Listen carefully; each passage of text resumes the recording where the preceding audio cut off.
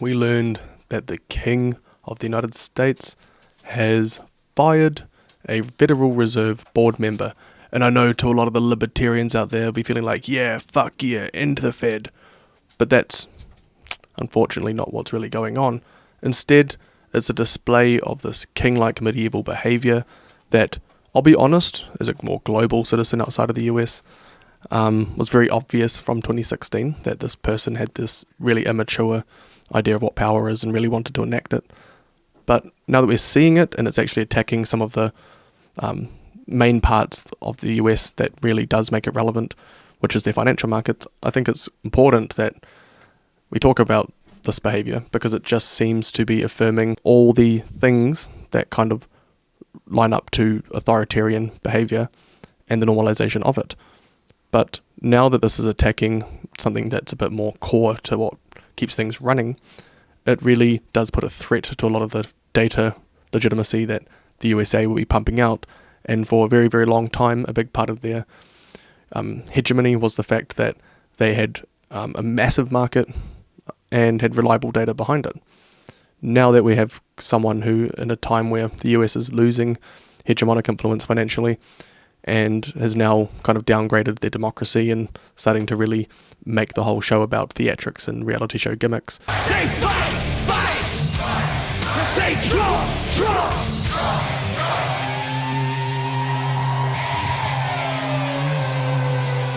I like ACDC and ZZ Top! To have him casually fire someone from the federal board is not a healthy sign, even beyond the sort of rhetoric when it comes to like taking down the Fed and all the drama that a lot of people who follow Trump news like to kind of think about.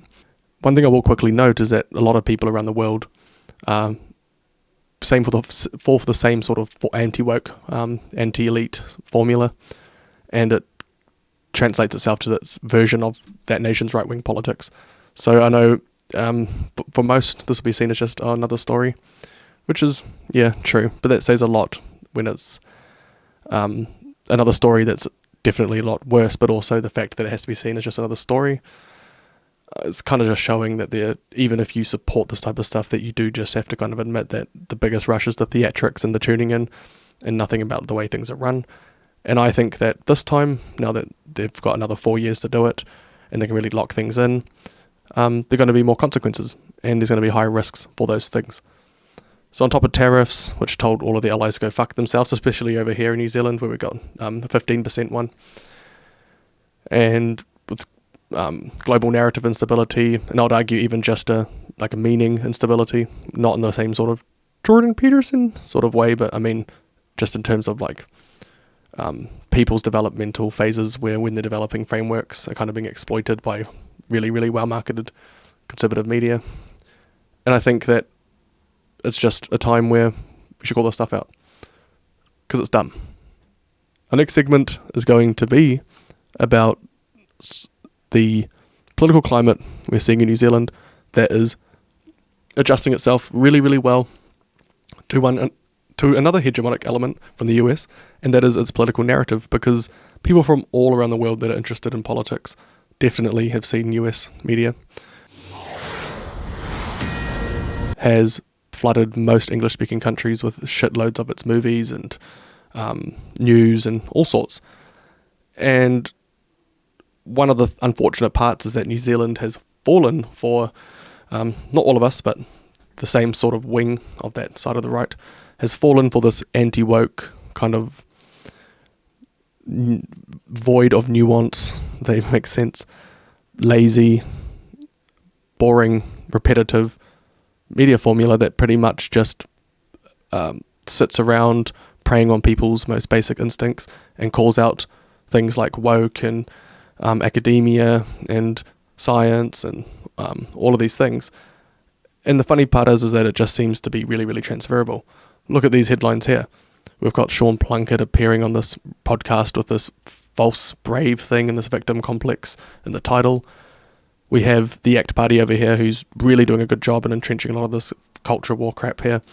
Posting titles like this where it's framed as David versus the media. And one of the most hilarious things is that people that support this claim that politicians are dishonest and everything, but yet they attack journalists who actually try to do something about it. And we attempt to put our questions to Mr. Seymour.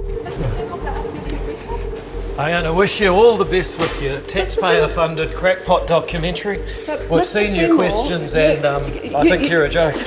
And this sort of immature rhetoric just seems to be quite reflective of almost like what I'm going to call like a trolligarchy, the same sort of troll energy you might have seen on the internet back in the day. But this time they've managed to gain a lot of political power and legitimacy.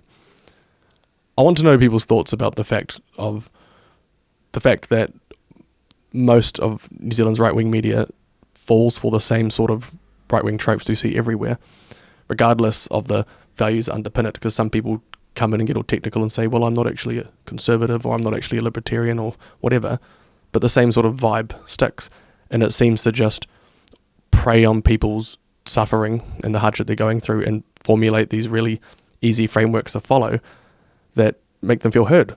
Yet it's not really political, because one thing about politics is that when we're talking outside of the whole media realm, it's considered extremely boring, because real politics is mostly laws and things like that. So, yeah, amazing to see that New Zealand falls for it so easily, but not surprising. The UK has also jumped on board with their hybridisation, and yeah, check this out. Wrote the plan with a rod and pint. 2029 now looks so right. For real. Nigel Garrett, boys, king tonight. Nigel Garrett, now I'm living nice. Nigel Garrett, boys, king tonight. Nigel Garrett, now I'm living nice. You thought it was forage? Nah, mate. Nigel Garrett, Prime Minister of the pub, of the pint, of the people. Bo Selector. That's right. Not only is that one of the most painfully awkward fucking things I've ever seen in my life, it is probably going to be misinterpreted as, oh, look how shocked everyone is, look how cool that is, by the people who support him, because it carries that same lack of logic we were talking earlier in the show, and relies fully on being a trolligarchy, and pretty much zapping nuances out of political debates to make it all about the same predictable patterns, which is lashing out at immigrants, being anti-left, and pretty much being anti-everything that makes Western countries great. This is a very quick segment, but I just wanted to warm us up before I talk about more things to do with reform and this type of movement over in the UK, because as a Commonwealther here in New Zealand, it is a real shame to see, but yet again, not very surprising, just like I wasn't surprised with New Zealand's way of adapting to this whole sort of sensationalism around trolley theatrics. Reform, to their credit, sort of like Mega claims to not be like the Conservatives and be a different sort of wing. And in many ways that's true, because Conservatives kind of managed to butter up a lot of their most brutal policies with at least some formal language. What is it? Supine protoplasmic invertebrate jellies. But movements like Mega that kind of stripped away conservatism, and movements like Reform claim that, yeah, look, we're not the elites, but we're going to put in even more right-wing policies and have no discussions over anything that's nuanced about our problems and just blame things on the same instincts that you'd hear at a pub. But wait, that's where I kind of get owned there, because they beat me to it. Prime Minister of the pub, of the pint, of the people. Bo Selector. They've done all their marketing around this for that reason, to look like a common folk, where a lot of the policies, even if they were going to get passed, are just really, really dumb. Don't even make sense. But the one thing that they do have, and it's one of their biggest strengths in politics, these sorts of movements, is that they don't need results, they just need a story. And that's something that we see with a lot of human life in general, needing a story of who you are and your identity and what you want to be and things like that. But they have kind of mastercrafted it around politics. And it's all a story. Look at the persecution complex of Donald Trump. Look at the anti-woke sort of things that we see with the ACT Party posting over here in New Zealand. It's all the same, folks. So please, I'd love to hear your comments about this.